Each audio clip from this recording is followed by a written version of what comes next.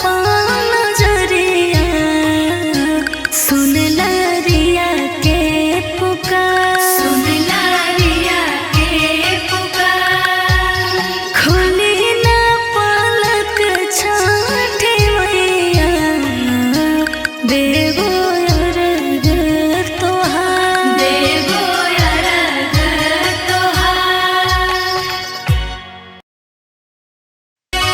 ठेकुआ बन लियो माई दाना एक एक बीन के, फल फल हरी ले लियो भूखल कीन कीन के।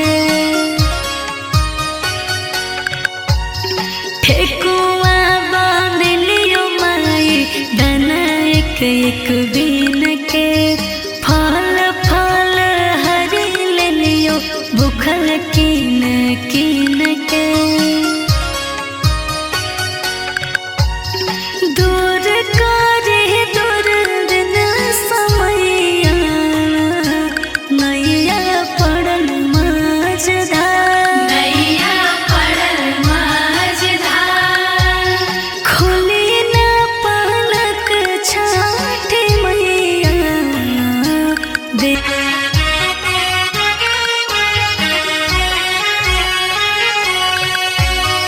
काया कंचन रखी हमारी हमारा ललन के, काल से संभाल रखिया हमारो सजन के।